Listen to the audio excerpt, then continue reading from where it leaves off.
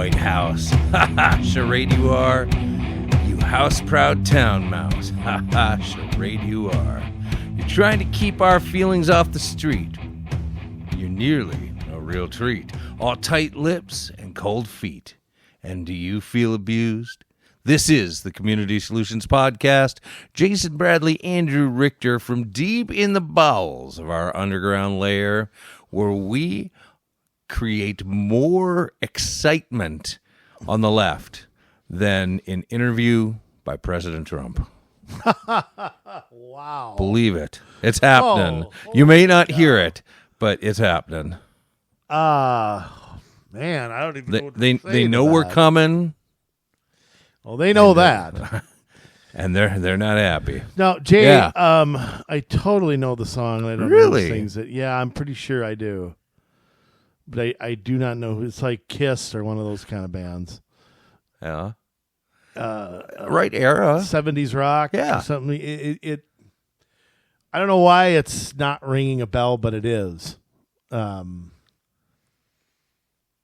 I hate when I don't know. I don't know. Just go ahead and lay it on us. It is Pigs, 3 different ones from Pink Floyd. Pink Floyd. Off the Animals album. See, I was close to knowing Pink Panther. So It was Wish You Were... Well, it went... let me get this straight. I think it went Dark Side of the Moon in 73. Then it was... Does that still Animals, stand out as then their Wish You best? Were Here. Dark Side of the Moon. I don't know. It's definitely the most well known. The Wall, I think, gives it a run for its too. money. Yeah, that too. Yeah. Huh.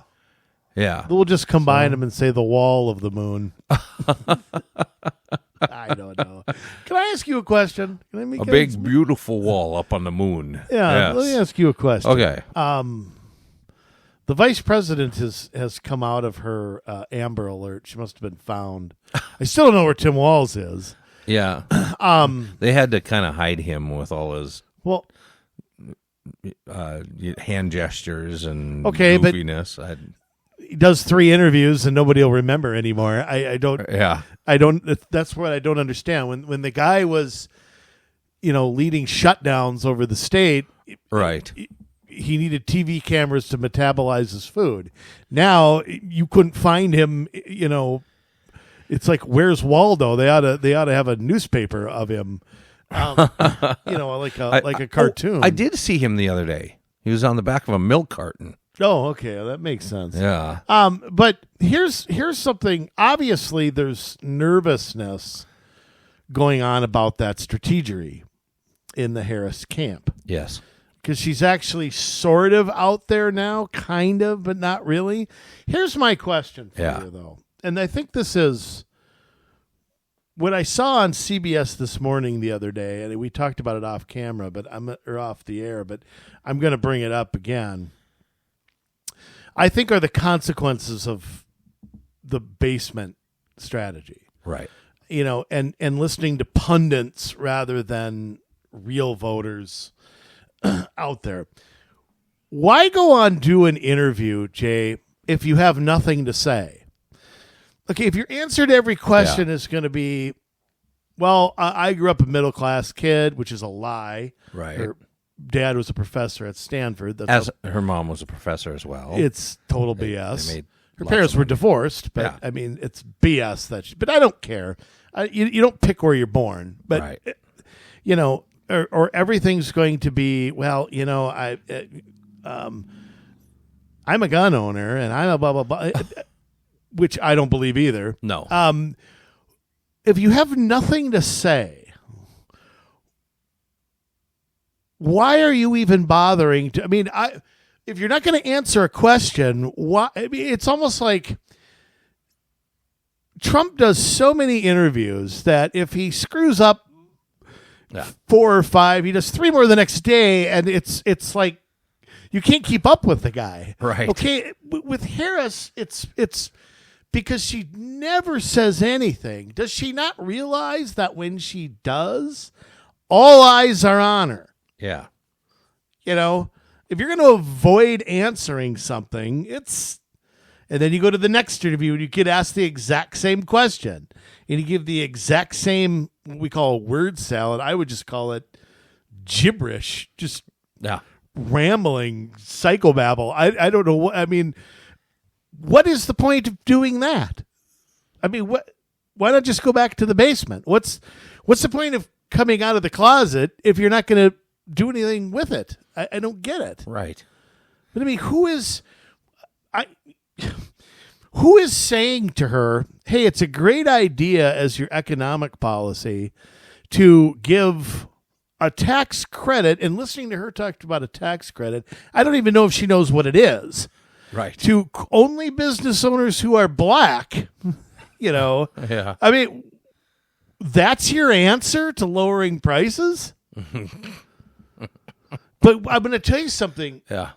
I've gotten nervous. There are days I'm getting nervous. There are days I'm down a little bit. Yeah. And I turn on CBS this morning.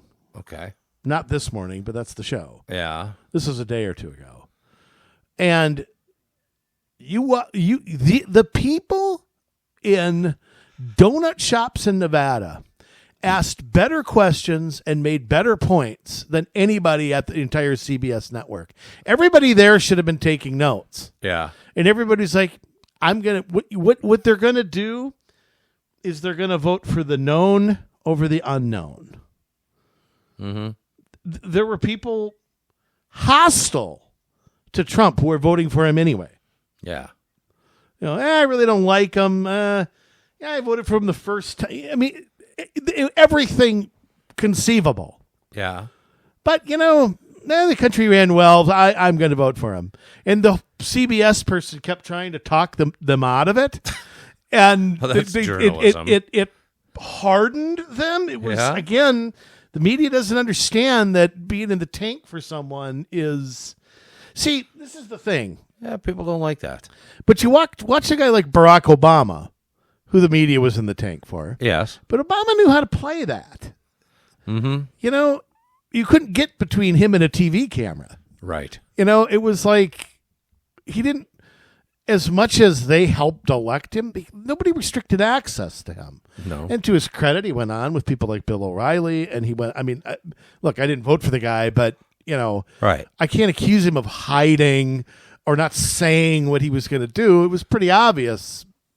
It wasn't a bunch of 4:30 p.m. I'm going to have an aide send out a tweet saying that all of a sudden I'm in favor of, handguns when I supported a federal buyback program, which you can buy that, And so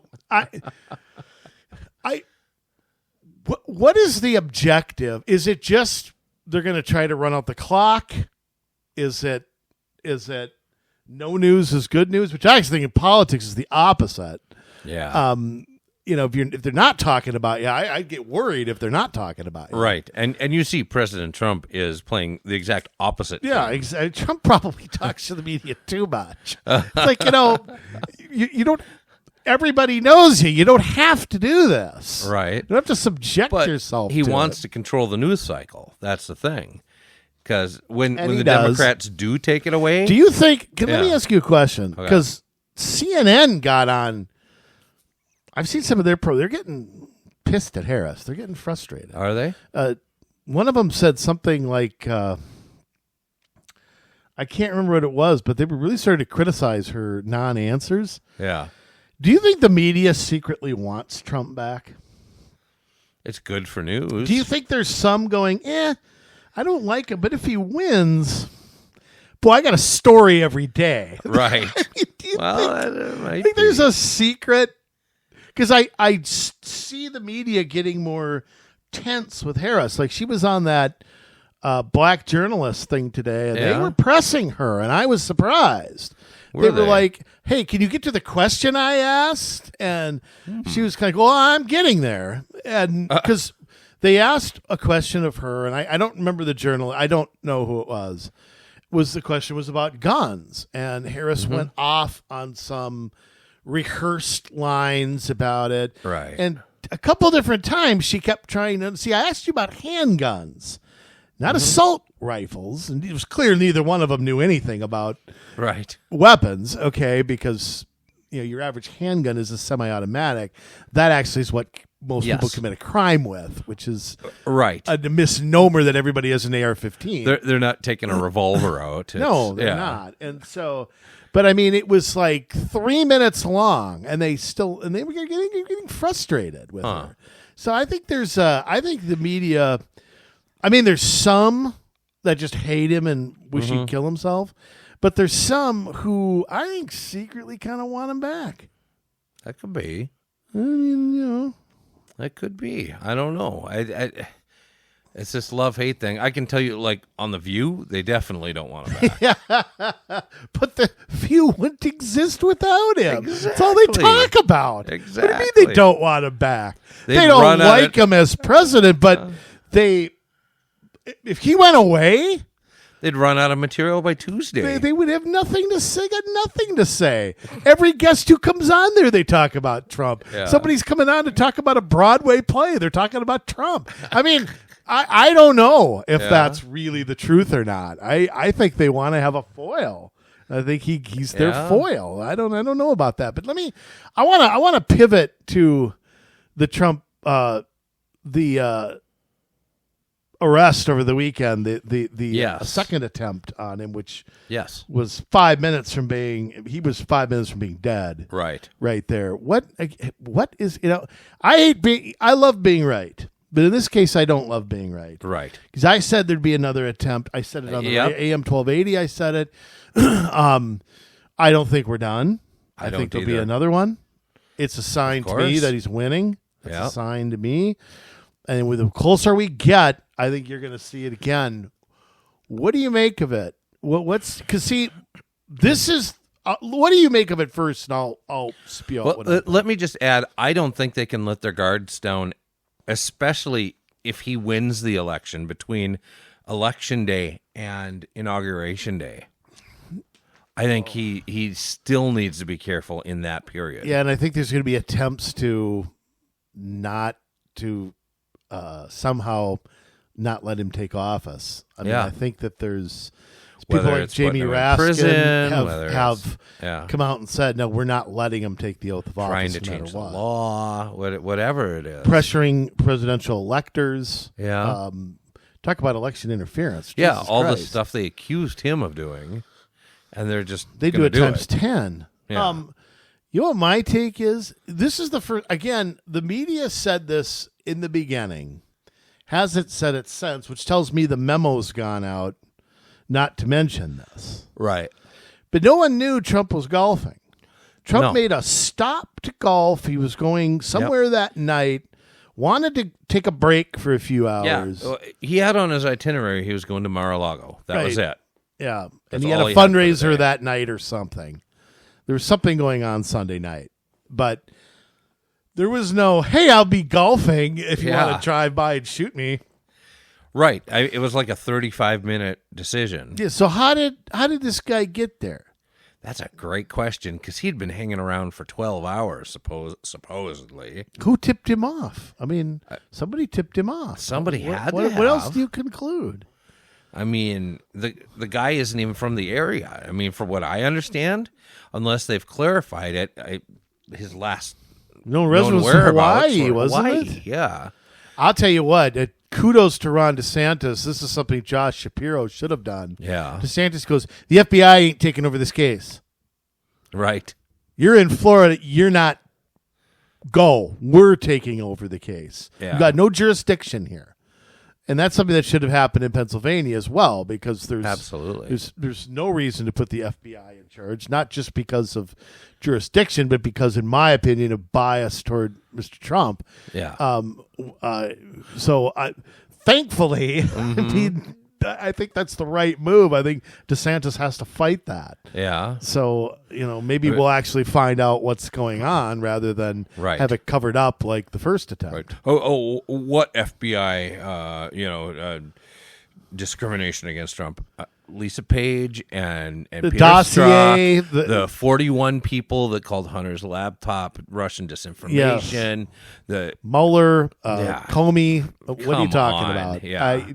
it's amazing. The ignorance is incredible. Yeah. But what's weird is the media focused on that for like an hour. Yeah. And then the memo must have gone out. Hey, don't talk about that anymore because now you can't hear about it. Right. The only place you can get it is the alternative media. And the internet is the only place you can go. Well, and I don't think I answered your question. So you want to know my take on the whole thing? Yeah. It's really funny, and I don't mean funny, haha. I mean like strange how he can decide to go golfing pretty much on a whim. People around him maybe knew that he wanted to go a lot sooner than it showed up on anything, But basically it became knowledge like 35 minutes ahead of time. Yet this guy's here for 12 hours, supposedly.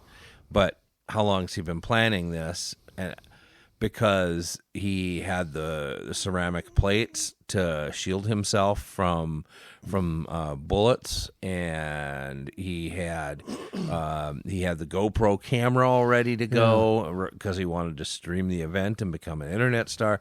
This guy, and it's weird because even Fox News didn't talk about who this guy was until probably Monday night. Yeah. Glenn Beck broke a lot of this stuff on Monday, that this guy, last known address was in Hawaii. He had a charge against him from holding himself up in an office with an automatic weapon. Mm-hmm. He tried to recruit Afghans to go through Iran to get a passport to go fight in Ukraine and in Taiwan.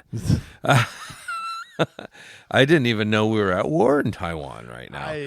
Well, who knows? He was interviewed by the New York Times, by that I didn't Newsweek, know. And by one other publication. Huh. I don't know. This guy, to me, comes off as an asset. I don't, for a minute, believe he's just some lunatic.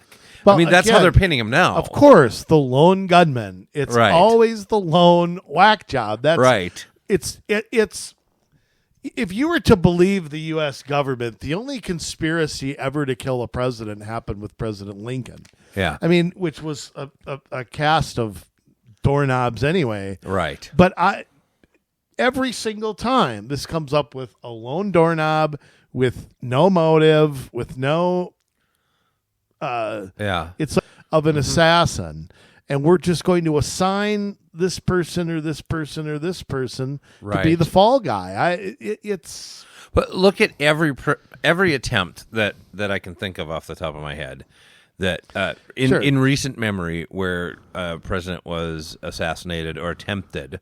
It was John Hinckley, a nut job. Yeah, John Hinckley, right, or a communist. Right, Oswald, of course, blame a communist, or a Palestinian. Yes, Sirhan, or it was the lone James Earl Ray, another example of guy who robbed grocery stores. And suddenly he kills Martin Luther King. But investigated by the FBI, which I consider a suspect. In the case. This isn't, though, the only time a president has had more than one attempt on his life. If I'm right, correct? Was it McKinley who had multiple attempts? I don't know about McKinley.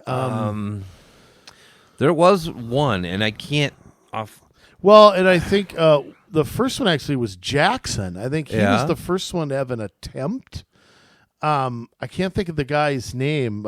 Apparently, Jackson went after him, and like physically? Yeah, like the guy's gun misfired or something, and I think he was standing next to Thomas Hart Benton, the senator from Missouri, who's a very well-known senator. And when it happened, Jackson went toward the guys. I mean, I don't know how true that is or how much of that is urban legend. I know that President Ford had the who was it from the Manson family that tried to Squeaky Clean, or what was her name?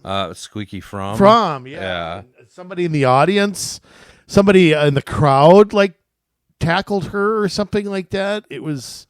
Ford was never... I don't think he was ever actually shot at. I think they, like, got to her first or something like that. I know Teddy Roosevelt was shot after he was president, running with the Bull Moosers, but I don't know that he had an attempt before that. He may be. I mean, maybe McKinley had another one. Before he was ultimately killed. Wouldn't surprise me. Yeah. Let me see here. Just maybe do a quick. Yeah, do a quick search because you got me curious. Rundown. I thought that there was a president who had multiple attempts other than Trump. But maybe we are in uncharted territory here. I don't know. I thought that wasn't the case. But so you're right. 1835, Andrew Jackson was the first president to experience an assassination attempt when Richard Lawrence twice tried to shoot him in the east portico of the Capitol. Okay, 4 sitting presidents have been killed. Here. Lincoln, Garfield, McKinley, and Kennedy. Right. Reagan is the only sitting president to have been injured in an assassination attempt while in office and survive. Theodore Roosevelt and Donald Trump are the only 2 former presidents to be injured in an assassination attempt. And then Gerald Ford. You talked about that. Why does it feel like more, though? Well, remember George Wallace? He was shot while running. Ended up being a paraplegic, I think, after that. Yeah. And, of course, Bobby Kennedy Sr. Right. And Martin Luther King. Of course, they weren't presidents, but it just seems like there's been more than that. But that's just me. Yeah. I thought there were 2. Of course, this is... Are you Wikipediaing it? Yeah, who knows? Might not be the full. Yeah. Surprised Clinton didn't edit it to say he was shot twice. I was the first president. Wow. Somebody tried to take a shot at me, but I turned around and Hillary beat him up. Oh, boy. Yeah. Well, yeah, I don't know. I'm sure we'll get the lone gunman. Yeah. He'll cop a plea, an alpha plea. Yeah. We'll never hear about it. Never be a trial. Evidence will never be scrutinized. And it'll be back to the Oswald James Earl Ray thing. Or the Sirhan. It's the Manchurian candidate. Yeah. Even though I think Sirhan's guilty, I question, again, the motiveless crime. Why did he wake up one morning and kill RFK Sr.? To this day, I don't know. Yeah. I guess there are other people that have, there have been attempts. FDR, 17 days before Roosevelt's first presidential inauguration. Had hit the mayor of Chicago. Yeah. Giuseppe Zangara fired 5 shots at him. That's right. I think Anton Cermak, was his name. Yeah. The mayor. I don't think he survived either. I think he died after that. Yeah. There was a assassination plot by Argentine anarchists on Herbert Hoover when he was going across Central and South America on a goodwill tour. How about the story that George Bush Sr. visited Kuwait and Saddam put out a hit on him? Yeah. I don't know how. I don't remember that, but I remember hearing about it afterward. Right. Went to Kuwait. Saddam tried to kill me. Unsuccessful. Yeah. It lists that in here. 1993, April 13th, 1993. So 14 Kuwaiti and Iraqi men believed to be working for Saddam Hussein. Saddam smuggled bombs into Kuwait to try and assassinate President Bush by a car bomb. Huh. Yeah. Unsuccessful. Yeah. We're such a racist country and nobody took a shot at Obama? I haven't got that far. Bill Clinton, January 21st, 1994, Ronald Gene Barber, a retired military officer and freelance writer, plotted to kill Clinton while the president was jogging. But that's about as far as he got. He just sat at McDonald's. He did go to prison for it. Oh, okay. Oh, there were other ones here. What is some of this? A package containing a pipe bomb addressed to Hillary Clinton and sent to their home in Chappaqua, New York, was intercepted by Secret Service. I don't remember that one. I don't either. Yeah, Barack Obama's on the list, too. Really? Yeah. I don't know. Some of these don't get very far. April 2009, plot to assassinate Obama at the Alliance of Civilizations Summit in Istanbul. It's all a foreign country. Yeah. 21-year-old Oscar Ramiro Ortega Hernandez in November of 2011 was influenced by conspiracy theories and fringe religious viewpoints and attempted to murder Obama. Having traveled from his native Idaho, he hit the White House with several rounds fired from a semi-automatic rifle. I might remember that. I think I remember that too. Yeah. So, yeah, there's... Now, yeah. Let me ask you one quick question, then we'll move on. Yes. The whole question of basically the media is reporting that Trump deserved it. Here's my question to you. Yes. If Trump is guilty of inciting January 6th, the unarmed insurrection, why is the media not guilty of...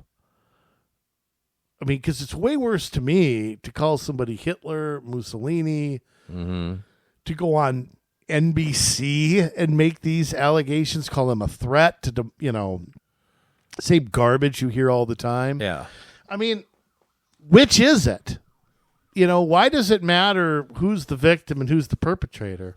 What's the line to where I'm responsible for the actions of somebody else? Right. They're an adult. Yeah. They can... Mental illness, though, sometimes clouds some of that.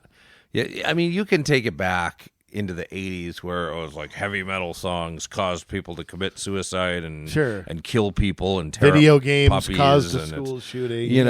I mean, that's been an argument for as long as I can remember. It may be, but I mean, ideas incite people. Yeah. Rhetoric can get out of hand anywhere. Yeah. To me, when you hold someone responsible for the actions of somebody else, the standard has to be pretty dang high. It's just going to have to be pretty dang high for me. I don't necessarily hold the media responsible for this. I do think they contribute to the atmosphere we're in. Yes, absolutely. And Trump does it too. That's not a defense. So the lack of introspection is something that I don't know whether to shake my head at it or cry about it or just go, what, how did these people get these jobs? I don't know. I saw Monday somebody on MSNBC called Trump Hitler. One day after, somebody was, 2 golf shots from shooting him. Yes, I was like, don't you think that maybe that's just, why can't you argue the issues and passionately and not make statements like that? Right. Why can't you? Well, because they hate him so much that they cannot allow him to become president again.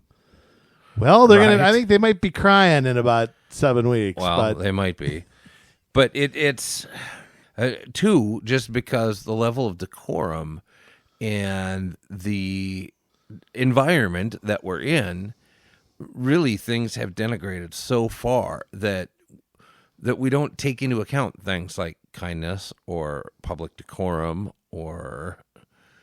We're just allowed to, we think we can say anything we want.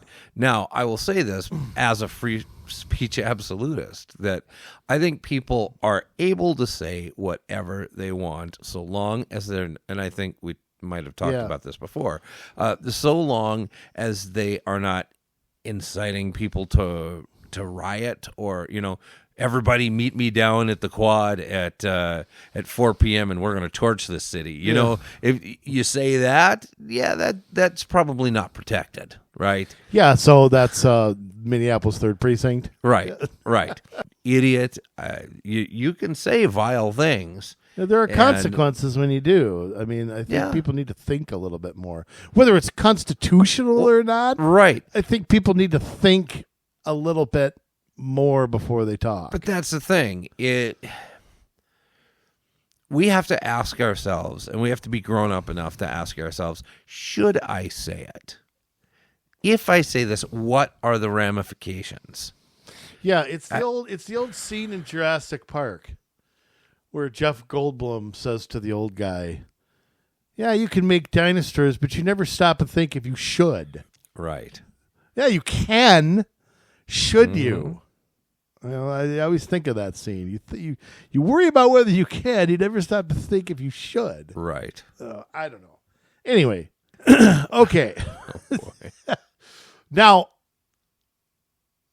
one of the things that has come, and I saw the vice president asked about this at that black journalist thing. She gave just an absolute word salad, incoherent, rambling, psychobabble answer.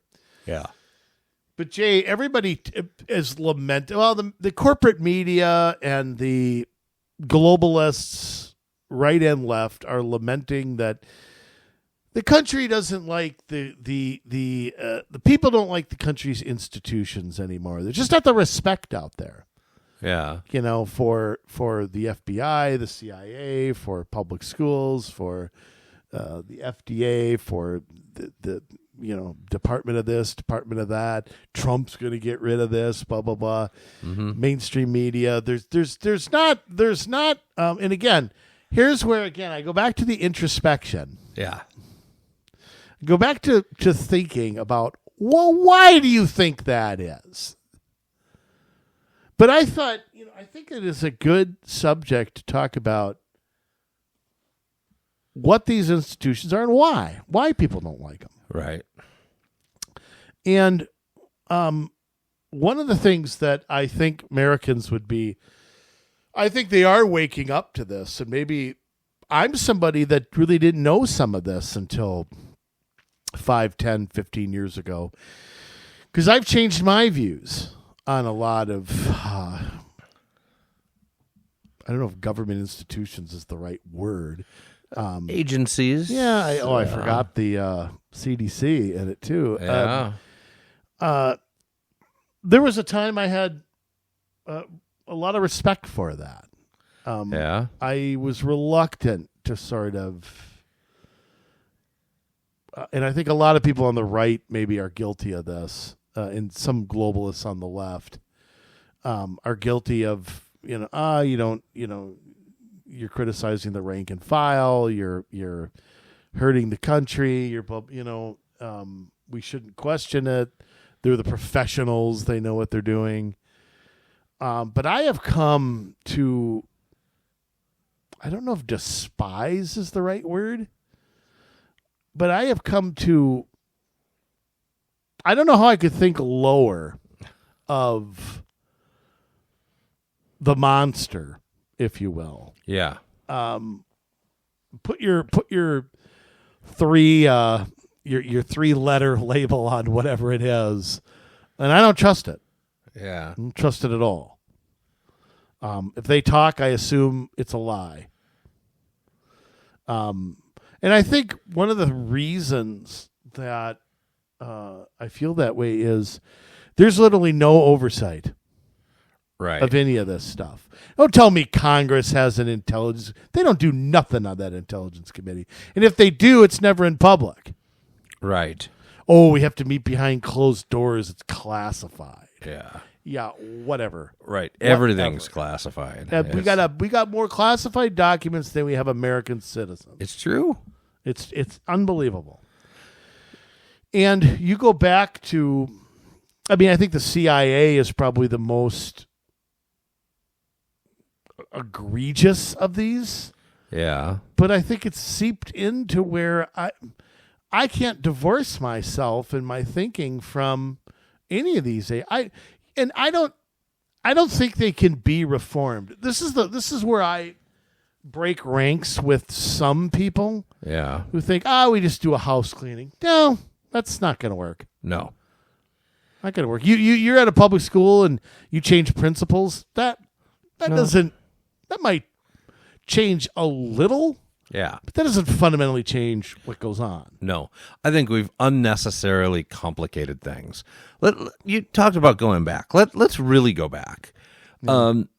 George Washington, first president of the United States.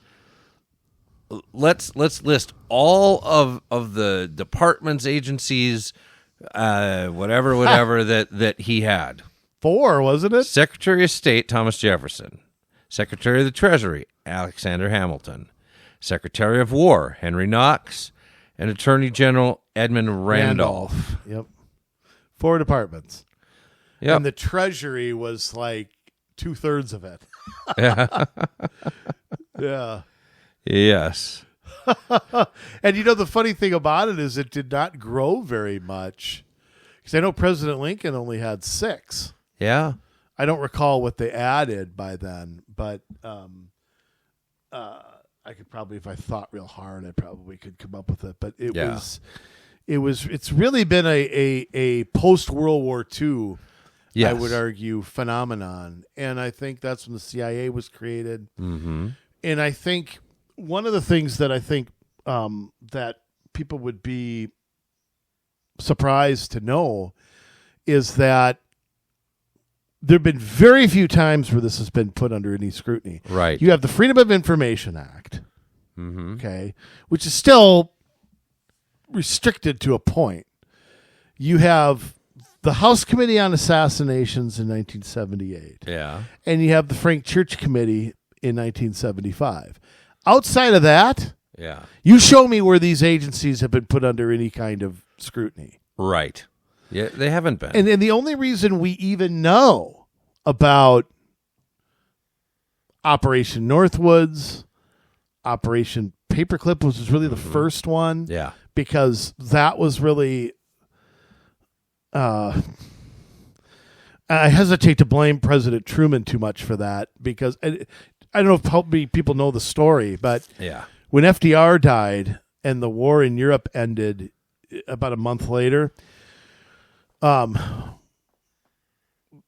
President Truman, who just at that time wasn't respected like Roosevelt was, and most of the country didn't know about Roosevelt's health condition. Truman sent out, or they had lists of Nazis, yes, that they were going to put. It was like 10,000 of them. I mean, Werner von Braun being at the top of that list. One of them for sure. And England, Churchill basically went around them up and shoot them all. Right. And Stalin wouldn't have objected to that. It was really the U.S. that said, no, we're gonna bring out we do that. The crimes they committed will never come out. Yeah. And Truman sent out orders. Every person on this list, if they're found, they're arrested, we're putting on trial. I'm not micromanaging. I'm paraphrasing. I'm not going to try to figure out who's guilty and who ain't. Every single, and there were all these trials. I mean, everybody knows about Nuremberg, but there was the Belsen trials. And there was other. And they're fleeing by. They're going to South America. Yep. They're committing suicide. Yeah. But there were. I've read that there was as many as 10,000 names. Yeah. Whether that was scientists, prison guards, military people, political people, whatever. That and what they started doing, I don't know if that was the military. I don't know who, quote unquote, made the decision. But behind Truman's back, they were actually recruiting people. Yeah.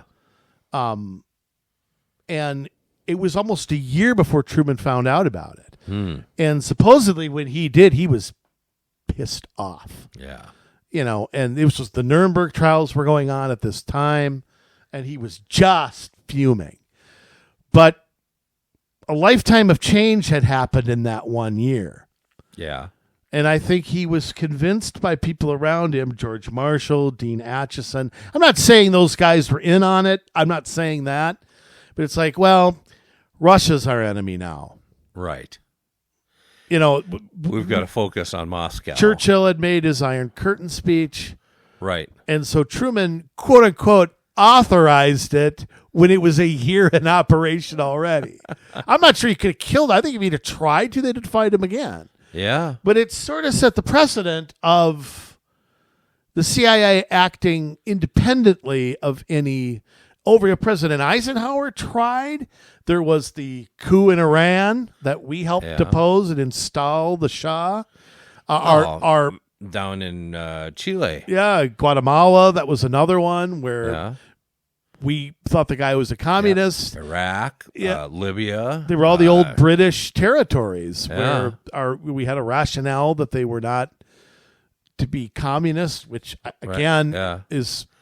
I don't know that that's was really true in every case. Right. I mean, it's debatable. But, I mean, this has been the modus operandi for our State Department as long as they've been in business. Right? Yeah. Well, that's not true. Because, again, Thomas Jefferson was Secretary of State under Washington. Not a true statement. Okay. But in modern history, and especially, I would say from probably George W. Bush on, and probably longer than that, it has been, I would say probably longer than that, even back in the 70s, because, again, you're looking at Pinochet and stuff like that. And like you said, back after World War II, looking at people that we don't like and putting our own people in. It's unfortunately been more common than it should be, which is never. But it just became the era of meddling in other people's business. I mean, and there's consequences to it. You got to understand that there's consequences to those types of things. But if you go back to 1975 with the Church Committee, Frank Church was a Democrat from Idaho, which sounds weird. Yeah. But he was. And 1975, everything sort of came together. And I don't think in another time, I'm not sure this could have happened. I really don't know that this could have happened at any other time in our history. It was post-Watergate, post the death of J. Edgar Hoover. Yeah. And, of course, Hoover knew where the bodies were buried. He could have gotten the FBI out of this. He made a few threats. I would have threatened back by talking to Hoover's boyfriend, but whatever. Yes. You had President Ford, who, of course, was unelected. Yep. And a member of Congress before that. I'm not sure he had the cachet to stop that. Yeah. He might have wanted to know himself, but everybody around Ford was telling him to quash it. Right. And the names are familiar. Henry Kissinger, Don Rumsfeld, Dick Cheney, who was his chief of staff. They were all trying to get Ford to not cooperate. Yeah. And I think that those forces came together to where, we have to know some things. And I still think the Church Committee didn't get to, especially the collaboration with the media, I think wasn't touched. Yeah. But the things they found out, have you ever heard, what was it called? Hold on a sec. By the way, the committee you'll recognize some names on the committee. Walter Mondale was on the committee. Gary Hart. Barry Goldwater was on the committee. So was Howard Baker, another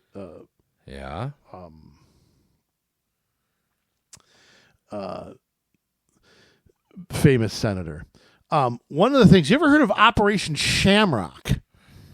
I've heard of it, yes. Okay, Operation Shamrock was where telecommunications companies were sharing their information with the NSA. Yes. And this led to a federal, quote-unquote, watch list. And this is where some people on their watch list. Yeah. Some of them were members. Actually, Walter Mondale was one of them. The actor Gregory Peck. What's that movie he did with Audrey Hepburn? He was much older. Roman Holiday. Wasn't he on that? I thought he was more in like the 40s, 50s, 60s, but Okay. he was a pretty outspoken actor. Yeah. Ralph Abernathy was another, a friend of Dr. King, who was a leader in the civil rights era around that time. There was the head of the I want to say he was the Arthur Burns. I want to say he was the Fed chairman, and he was on a watch list from the NSA and all that. So that was something just mind-blowing that there was this quote-unquote enemies list, but it really was not it was not an administration putting it together. It's not like they do today, Right. where Biden puts together a enemies list and then has everybody kind of keep tabs on them. Yeah. It actually resulted in 1978 with the Foreign Intelligence Surveillance Act, which limited a lot of the powers of the NSA and put in a judicial review and so on and so forth. I would argue that the Bush administration, violated that. Yeah. The George W. Administration, in my opinion.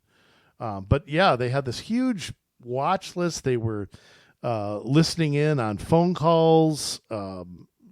It was a big thing. There was a lot of Operation Northwoods came out during this. What was like the MI5 or the one of them was British and one of them they had an American counterpart. Okay. But the stuff about the CIA, like with Manchurian candidates and trying to drug people, give them LSD. Yeah, Project Artichoke. Yes. Or Operation Artichoke. And it was yes. like, what's the CIA doing that for? And that led into MK Ultra. MK Ultra was what I was trying to think of. Yeah. So all of this crap comes out at this time, yet, Jay, the tables actually got turned. Yeah. In 1980, Frank Church was defeated for re-election. His opponent accused him of putting CIA people in danger and stuff like that. Huh. They actually turned the table. Church it ended his career having this committee. But my question is, how did the CIA survive this? Was there not the mass media attention on it? Was it not, why did that happen? How did all these agencies survive that? I don't know. And that's the thing. You have bad actors within an organization. Sometimes maybe the whole organization is rotten from the ground up, and they seem to be able to survive because they have convinced us that we need them. And yeah, that's true. What are we going to do without the FBI? Well, if you listen to Are there Vivek, no police anywhere? Right. You listen to Vivek Ramaswamy, all we need are the marshals. I was going to say, the U.S. Marshals. Tommy Lee Jones. That's right. Well, I would argue the FBI is too big and it asserts itself too much anyway. I mean, that's my opinion. And you've seen what it does to insert itself into situations that affect our elections even, and there's no justice because nothing ever comes back around. Yeah, sure, Peter Strzok lost his job, but yet he just then goes into some think tank somewhere and is still in communication with people in the government. The next that have project the ability to do stuff. The next project for the American century he'll be a part of. Right. We got to do a show on that sometime. Yeah. Because, I mean, it was for a long time. I got to credit Alex Jones because it's the first time I ever heard of that. But when you go back and read about it, it's amazing how what they say and what actually happened. It's really incredible. But you look at, let me fast forward. Let me use another thing. Let's take the ATF. Right. How did the ATF survive Ruby Ridge, Waco? And who brought in the ATF? Sure messed things up. Well, but I mean, again, Ruby Ridge, you kill a kid, you kill, Right. Why was the ATF ever there? To serve what? A warrant for... What was Randy Weaver's warrant for? He had an illegal bazooka, or what was it? I mean, it was something so dumb. It was. You want to know why people don't trust the ATF? I mean, why should they? Exactly. Now, Weaver could have handled it a little better, in my opinion. Sure. Just like, what's his name at Waco could have, Koresh or whatever. Yeah, David Koresh. Koresh. I mean, or what his real name, Thomas Howell. I mean, they could have done things differently too. I can't put everything on them, but who called the feds in? Yeah. Who did that? Was old Ma Richards still the governor of Texas then? I mean, I don't, I don't, when you, and who's held accountable for that? Nobody. I mean, you tell me, people from Waco, they went to jail. Yeah. They were killed. Yeah. Tell me who was put on People trial. died in that compound. Kids. Yeah. And now the people there have to take some blame too. Yeah. But ultimately, they didn't start a fire. No, they didn't start the fire. So, yeah. Thank you, Billy Joel. Yeah. So, my question becomes, where's the accountability? Zero. There's never accountability in government. I mean, let's take a look at current day when you have the Bureau of Land Management who are they? They come in and federal government just keeps buying up land. They own like 90% or more of like Nevada, and I think Nevada and there's like 3 states, Nevada, New Mexico, and there's one other state where they own a majority of the land. Yeah. And so BLM, and not Black Lives Matter, Bureau of Land Management, has made it very difficult for ranchers to be able to get their cattle to feed on federal land, which is normally what would happen, is so that they are able to have enough, grass out there to feed all of these heads of cattle that they use for our food supply. They were allowed to feed on federal land and then go on to private land or whatever. Mm-hmm. Although there's not a lot of private land out there, even people that own land, a lot of them own it on federal land. It's complicated, but all the subsidies and all that come with it. Right. And when you start to take some of the subsidies from the federal government, you give up a lot of freedom as a rancher. But anyways, they're trying to make it... Keep in mind, though, it's largely because of the absentee landowner that's caused that. Oh, yeah. Right. They're the people who always get the free money, and then somebody else... It's in their portfolio. Somebody's telling them to invest in it. You know what I mean? Right. So that's the real negative of it, is the absentee landowner. They're the ones getting the most free money. Right. But so we're in a tough spot because BLM is making it harder and harder for these cattle to feed on the public land, and in fact are pushing toward disallowing it altogether, which would mean that the ranchers would have to cull a large percentage of their herds, which then does what to the meat supply. And only after they screw this up horribly and we're short on meat and meat prices go through the roof and only the rich can get it, we're going to go, oh, I guess that wasn't a good idea. They have to understand they're trying to sound the alarm bells about it. They're trying, but it's not going anywhere fast enough. No, if anything, it's going in the wrong direction. I mean, if anything, it's gotten worse. I mean, you look at other public, quote-unquote, institutions. I mean, who has faith in public education anymore? Nobody. I mean, seriously. It's just, Yeah. You talk about, people talk about, reforming this or reforming that. There's something I honestly just do not think can be reformed. Yes. I can't think of a way to take public education and reform it and change it. Yeah. The whole system has to be broke down.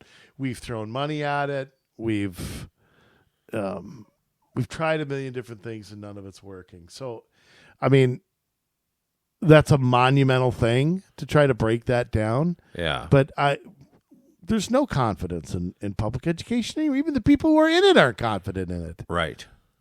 None of them claim to be doing a great job. They just want more money.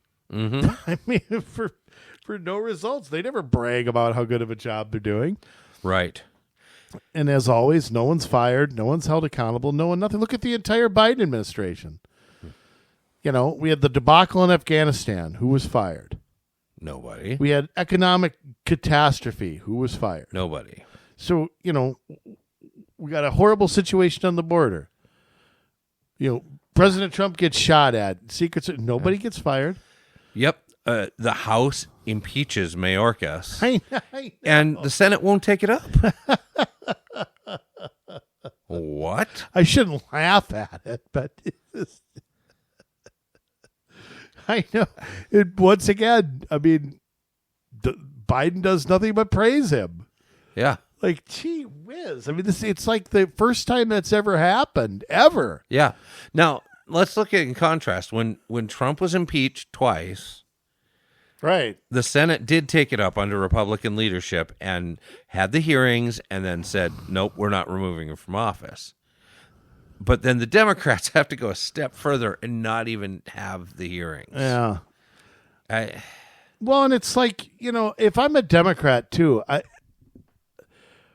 the fact that the secretary won't come there and will not give straight, I mean, to me, I don't understand how they're not mad as hell. Yeah. I mean, the border is hurting them politically. Yeah. It's not just the border. That's not it's only Mayorkas's because it's under his jurisdiction. Uh-huh. But I mean, that's not the only thing he's in charge of. No. And it's all been a catastrophe under him. Absolutely. And under Buttigieg. Oh, God.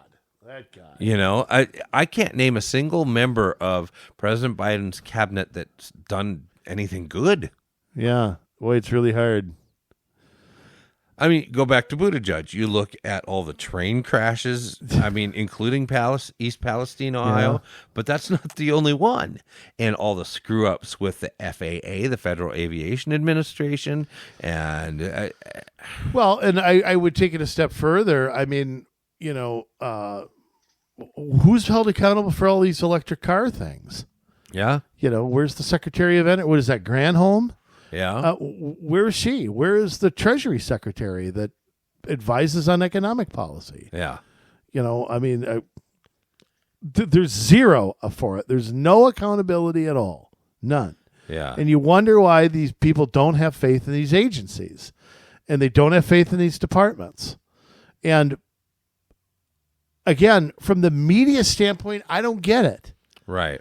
You could make a career. Jay, you could write like 50 books if you were a great writer like me. You could write like 50 books detailing the abuses, the unaccountability. Republican, Democrat, it don't matter. I mean, right. I don't care who's doing it. I mean, you could show me a Republican that has wanted to get rid of the Department of Education other than President Trump. Reagan. Well, President Reagan maybe would be the one that but first he didn't. toyed with it. Yeah. I guess he did. Yeah. I mean, Bill Bennett was the education secretary, and he wrote about what was going on in public schools. And, yeah. So possibly Reagan, but yeah, I mean, tell me what the Department of Energy has done since 3 Mile Island, right? Which of course was a disaster, and nobody was held accountable then either. Yeah. Well, here's the thing. I mean, let's go back again. 1912 to Woodrow Wilson's reign of terror. He had a book that he loved called Philip K. Drew Administrator. When in that book, and you can find this online, it's out there. I've downloaded it. I can't seem to get through more than 3 words without wanting to choke myself out. But it is the entire construct of government that we're under now, where the elected people don't really make decisions. Yeah, they'll vote something up or down, but after that, once it gets to the executive branch, it is then given to these nameless, faceless bureaucrats, and the bigger departments that you build, the more unaccountable things that you can do. And all of a sudden, you have an unaccountable government that's running everything, and the people who are elected are like, well, they're just rubber stamping it afterward. Exactly. So you look at Washington, who had, a cabinet of 4, right? I mean, now what? We have Department of Homeland Security, 16, I think, Department of Commerce, Department of Justice, Department of Health and Human Services, Labor, Energy, Education. Interior, Defense, Agriculture, Department of State, Veterans Affairs, Labor. Yeah, it just goes on and on and on and on. Well, for a long time, the Housing and Urban Development. Yeah, the Treasury. Yeah. For a long time, I would say, especially in the 60s and 70s, the solution to something was always the federal government.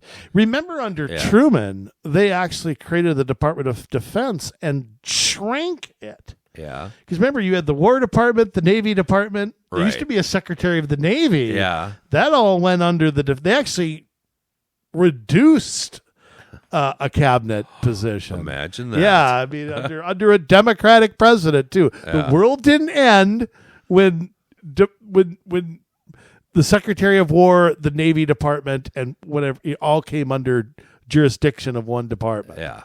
So but in the 60s and 70s, it just seemed to be every single thing required a federal government solution. Everything. Right. Well, and let's look at how these solutions worked out. Another great government creation, NASA. Oh, yeah. Yeah, okay. You know my opinion on NASA. The space race may have started out with the best of intentions, and depending what you believe, we may or may not have put a man on the moon. But it was it was a knockoff of the Cold War. It's all it was. Right. We had to beat the Russians to outer space. That was it. Or the Soviets. Then you look at today, you get astronauts up on a space station, and you can't get them home. You got to send private space flight up in order to go get them. And that's amazing how we got to the moon so easily in 1969 with like Atari 2600 technology. And today we can't do that. Isn't that amazing? Yeah. But here's the other part. Here's the other part of that. It's kind of like NATO. Yeah. NATO was created for a specific reason. Now it kind of has no function. Oh, sure it does, to make war with Russia. Yeah, it's not a peacekeeping force anymore. It's a war making. Yeah. The further we go east, the further we provoke a war. Right. But when was changed in the under Gorbachev. Gorbachev was still there, but the spheres of influence or the communist countries there. Yeah. The Warsaw Pact was dissolved. Mm-hmm. So why didn't NATO get dissolved? Why is it that we can't just say, okay, look, we don't need this against the Soviet Union anymore. It ain't there. Right. We can enter a different agreement. We can enter. I'm not saying that we should be isolationists. I'm just saying if NATO's not going to serve as that function anymore, what function should it serve? And I'm not sure we've, in the 30 years or whatever, 1992, was it? I mean, I'm not sure we've answered that. Well, we need to be careful. And look what happened when Trump tried. Right. Look what happened. Yeah. Next president came in and they're back to their old ways, not paying anything. The neocons are back in charge. And instead, we're on the brink of nuclear war, potentially, because they don't know when to stop. I mean, again, Putin's a bad guy. Not a fan of Putin, not a fan of Russia. Of course not. However, when you have a guy telling you, do not cross this line, and they continue to cross the line to the point now where they're looking at giving long-range missiles to the Ukrainians so that they can strike inside of Russia, and Putin is saying, if you do this, it is an act of war. Yeah, we are seeing that as an act of war. And they still are talking about doing it? I don't understand why we're rushing to war. Like I keep saying to these people, if the Chinese put warheads in Mexico aimed at us, what would we do? Yeah. Absolutely. That's the position Putin's in. Love him or hate him. I'm not. I think the war is horrible. I think it's awful. I think it's being censored. I think the war is way worse than we think it is. Yes. So but that's one thing about the U.S. though, Jay. We never examine. One thing I've noticed, we never examine our own role in anything. Right. Do we ever self-examine and go, okay, it got to this point, but are we blameless in this? Let's learn something from it. Yeah. Let's learn what not to do. And we never do it. No. I mean, I can't. I mean, I would say since Kennedy and Bay of Pigs, I'm not sure that we've had, and I know that was authorized before Kennedy got there, but you still have to, sort of, he has to take some responsibility for that. But once that happened, it was, he was advised, he was pushed, he was, there were a lot of people around him who just wanted to risk. There were always been those on both sides who just in the Cold War who wanted to just settle it in one boom. And luckily, cooler heads on both sides prevailed. Because a weaker president, say what you want about Kennedy, but a weaker president would have allowed it to happen. Yeah. And I hate saying it probably cost him his life. Yeah. But it was the right decision to not. I mean, you know how many times the CIA tried to kill Castro? They probably were trying to kill him in the 90s. Yeah. Exactly. I don't know. I mean, we've seen what happens, though, when a weaker president is put in the middle of a situation like this, and it doesn't work out, But yet, we have this other group that Jimmy Carter. Oh, excuse me. Oh, I meant Joe Biden. Oh, but yes, too. take him too. We've had this group that has been pushing for war forever. I mean, you can trace it back to Henry Kissinger back in the French Indian War. Oh, I know. Back in the 100 Years' War. Maybe Henry Kissinger isn't that old, but I think he passed away recently. He did, yes. Okay. Recently, yes. He was pretty old, though. He was probably 100. He probably was close. But you go back and you look at especially this. Again, it started, I think, when we got into the League of Nations after World War I, and eventually that became the UN. And remember, we didn't, but right, but the League of Nations. But Woodrow Wilson was behind it. That, sure. Yeah. And so we've been pushing for these regional and world level governments to, and it's just kind of trickled down, that we just need more and more and more and more and more government, to the point where now in Minnesota alone, we have 11 different regional governments that there's very little territory inside the state of Minnesota that's not run by a regional government over your city and county government. And you see it, but you also see it in provoking conflict overseas. I mean, how many, even under people who, claim not to, look at what we tried to do in Syria.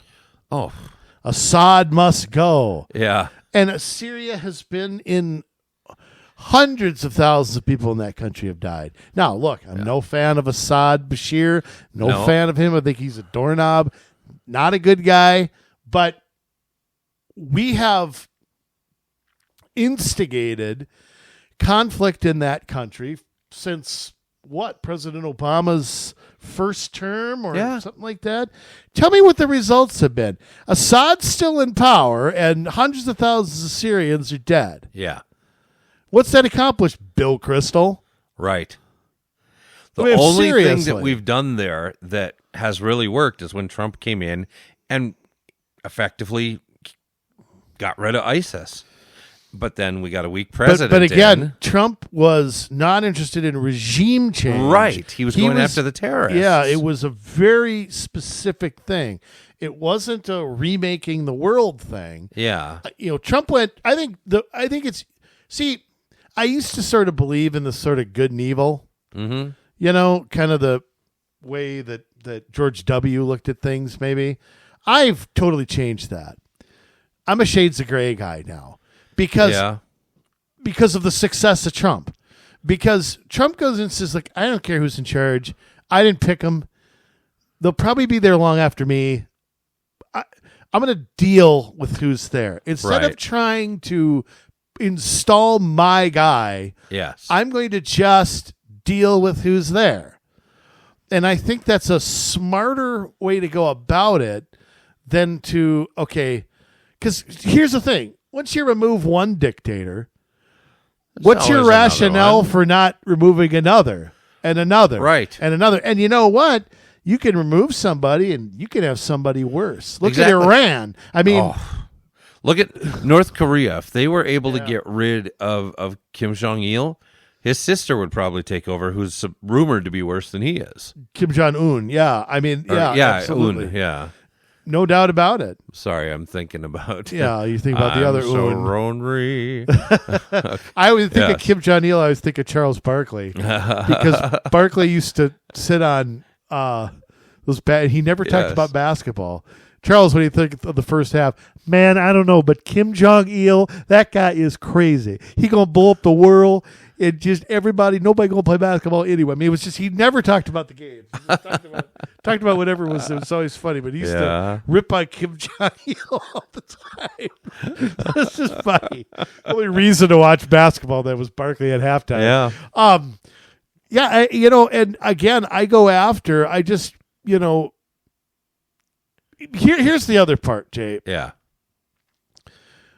Let's just pretend with me. Pretend it's January of 25. Okay. Trump's in office. Out comes the JFK stuff because I think Trump's itching to release that. I still think he and Bobby Kennedy have reached a deal on it. That he was supposed to come out in 22, and Biden, which to me is a felony, refuses to release it. Yeah. I don't know why he can. I don't know, but Martin Luther King stuff is supposed to come out. 2027. That's when that's supposed. That's why I haven't really dove into it. I want to read that stuff. Yeah. Before I go forward with anything. Let's say it reveals what you and I suspect, that the story we've gotten for 61 years now is largely BS. Mm-hmm. What happens? I mean, it's going to explode. Yeah. The media won't be able to stop it because they don't have a monopoly over the control anymore. Right. They'll try to blame Trump. Oh, he's putting everybody in harm's way. But that's coming from the John Boltons and the Paul Wolfowitzes. But what ultimately, will anything happen as a result of that? Do you think the institution would survive that? If it was revealed that they had a hand or they had any kind of role in Kennedy's killing. Any kind of role.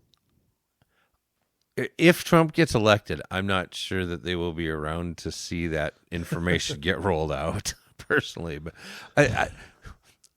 I think I think he already knows what's in some of that stuff. He might know. It's hard to say because there's going to be a lot of pressure to keep this stuff, a lot of pressure to say, oh, we have to have it, a lot of pressure to say, oh, you're the massive job losses, this. They'll all get hired by Blackwater. Yeah. Come on, Halliburton, they'll Right. hire them. Think tanks. They'll all campaign against Vance in 2028. Yeah. You know where that's heading. You're right. But again, if we got rid of the CIA, I'm not against going across to other countries and collecting intelligence.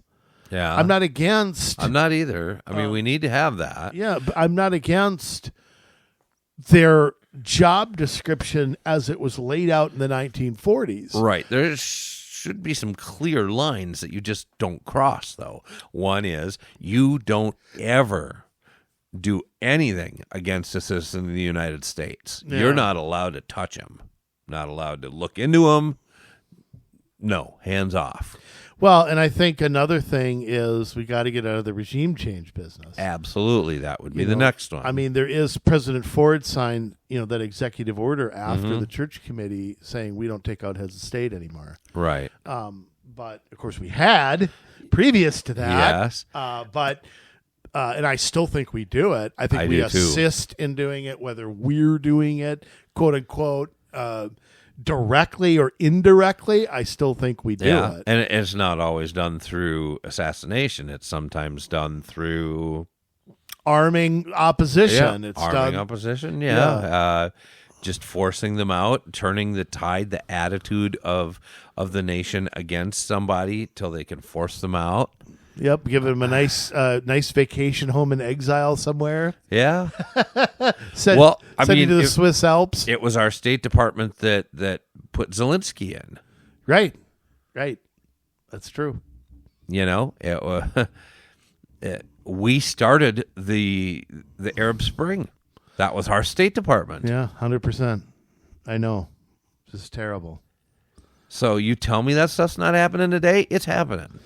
Let me ask one more question Yeah. before we wrap this up. How does the CDC survive? You would think that they don't because But again, what? they've lied so much. They've lied and it's all out in the open. Right. But yet again, tell me one person who has been disciplined for being wrong. Nobody. So Fauci among the chiefest of them. who's the other lady who was the head of it? Scarf lady? No. Walensky. Oh. Biden's Yeah, person. yeah. Yeah, scarf lady. What was her name? Delta Burke or Delta Dawn something or something? like that. Yeah. Again, we have Minnesota, same thing. Yeah. What was Jan Malcolm? Where's that hearing we were going to have on Yeah. Jan Malcolm, who was never confirmed by the Minnesota Senate? Nope. Where's that hearing? Yeah. Yeah, it never came. Yep. So Nowhere. I mean, how does the CDC? Now, again, am I against the CDC and their mission in writing? Am I against? But do we really need it? No, I don't think Is there we do. any reason at a federal level? Don't we have that a Health and need it? Human Services Department? We do. Okay, so we have a separate CDC department run by a different person. Yeah. I mean, we have an NIH, National Institute Right. of Health. Why do we need that? Why do we need all these agencies? Every one of them, has their funding and their research projects and their person in charge and their blah, blah, blah. I mean, Yeah. when in the world is that going to, and then every state has their own health department, and I mean, is it good? To me, the federal government handing out marching orders is usually not a good thing. Yeah. Oh, the CDC says, well, CDC's never set foot where we are. So, Right. but it's still going on. I mean, my wife still has to deal with it for COVID. They're still sending out guidelines. Oh, you're kidding They're me. still recommending shots. They're still recommending infants get a COVID shot. Yeah. They're still recommending wearing a mask around somebody. They're still recommending isolating for 5 days or 10 days. It's like they've learned nothing from 4.5 years. Yeah. And again, who is that? And again, all you hear from their apologists, well, they're the experts. Right. It's like the CIA. Well, he's been in the CIA 20 years. He's got to be right. Go ask Robert Hansen, who's got to be right all the time. Right. What are you talking about? It's like I have no right to challenge them. So I just Yeah, well, it runs deep. It is vast, it is deep, and how you even begin to root all of that out. I mean, I'm hoping that Elon Musk can just come in and really cut, but it goes so deep. I mean, whether you're looking at the Farm Credit Administration, whether you're looking at the United States Commission on Civil Rights, the Government Accountability Office, which that should be empty because there is no government accountability, AmeriCorps, the United States Access Board, Federal Election Commission, United States Office of Government Ethics. Again, that one's already empty. Yeah, you know what that is? What? That's all run by lobbyists who used to be in government. Yeah. You were in government, you become a lobbyist. Yeah. That's, I don't know. And then you lecture everybody on... I shouldn't laugh at it, but it's the truth. Yes. It's all there. It's the National Science Foundation. It's yeah. I don't get it, and I don't understand why we need all of it, and I'm hoping that it will seriously get pared down. I think it will. My concern with, I think Trump is going to try. My concern is that he might get some Democratic support for some things, especially if he goes after, the intelligence agencies. I mean, they've been long critics of that. Mm-hmm. At least like the Bernie Sanders wing. I think it's shifted a little bit where the Democrats seem to be more apologists for that. Yes. But I worry that the Republicans aren't going to back him when it comes to education, energy. I think you'll get the Mike Lee, Rand Paul wing. You might get some of the people in the middle, like the J.D. Vance, Trump, quote unquote, popular. I don't like using that word, but but I can think of 15 or 20 senators off the top of my head. Won't have anything to do with it. Right. I just don't think they're going to back him. And I don't know what you do if you're Trump. I don't know. Do you not appoint an education secretary? Do you not? But then you just let the agency, you let the department kind of run itself. Right. You have to get rid of the department. Yeah. You can't just get rid of the secretary. That doesn't help. Yes. I don't know. It's going to be interesting. Yeah. All I know is it needs to be pared down tremendously. Oops. All right, Jay. The wife's waiting for me. We got a Lifetime movie to watch, so... Oh, boy. Hey, crazy women, I love it. Styling, profiling. Jet flying, limousine riding, wheeling, dealing, son of a gun. Jay, close it up for us. Yes. Well, there's no secret. Government's too big. And the bigger it gets, the easier it is to hide things that they shouldn't be doing. And we're seeing a whole lot of that coming to the surface. In his first term as president, Donald Trump said that he wanted to drain the swamp. Well, unfortunately, he didn't know that people weren't going to be on board with draining the swamp and that it was going to be an all-out war. He's prepared for that coming into a second term, and we really need to pare down what's going on at these higher levels of government because there's a whole mess of swampy, unethical, questionable behavior. And so the best way to do that is just to get rid of things we don't need. Why allow an opportunity for bad things to happen if you don't need to have something at all? Well, this is where we have to... We say that we're small government conservatives, but when it comes down to it, we don't cut a whole heck of a lot, whether it's spending, whether it's the size of government. It's very rare that you actually see somebody in government cut government.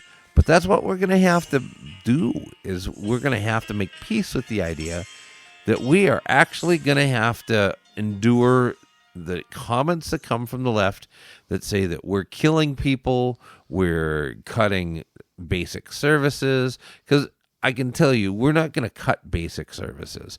We realize the need to have a safety net. We're not going to kill people. We see the need to make sure that people can live. But there are certain things that are not a right that are being claimed are a right.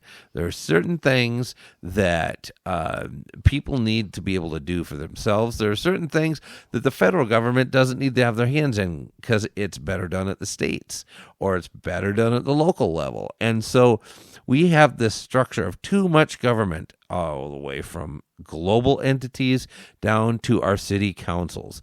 And we have got to find a way to be able to figure this out, because even at the local level, you have departments of people that are making decisions on how to run your city on the day by day by day, because you have a part-time mayor and a part-time council that are elected, and they show up a couple times a month, and they do some other things in between, but they don't really get invested in how to run the city. They leave that to the administration, who does what they want. And it usually results in a greater mess, tougher restrictions.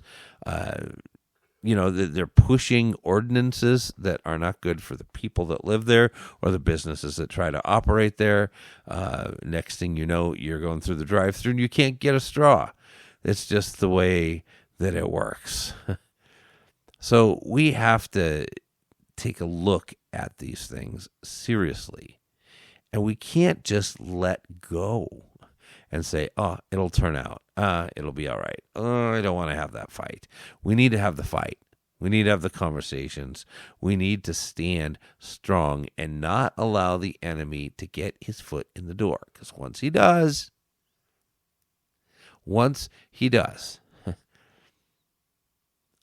all bets are off.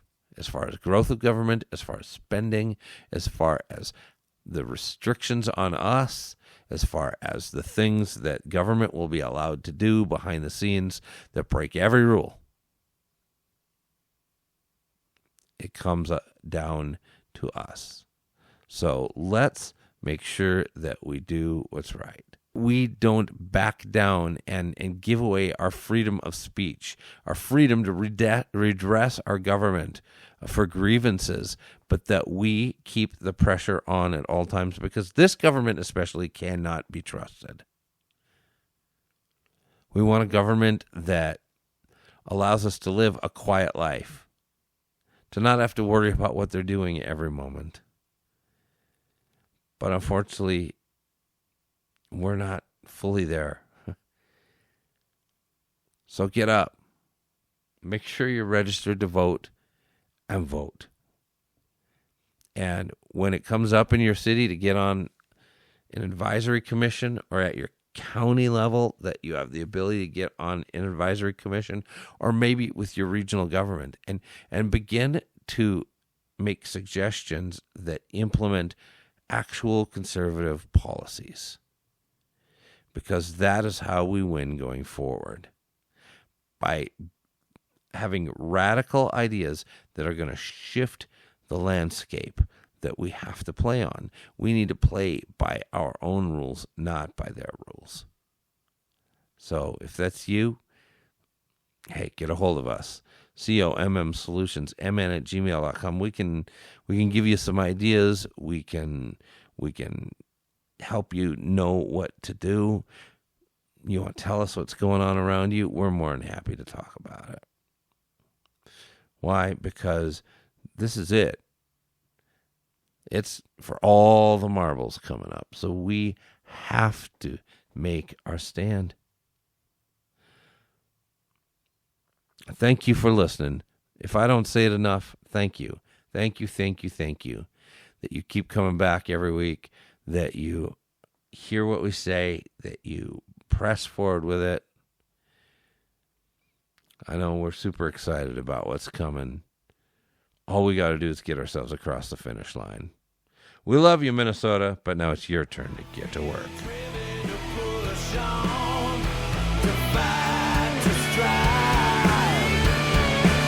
It's that spark that makes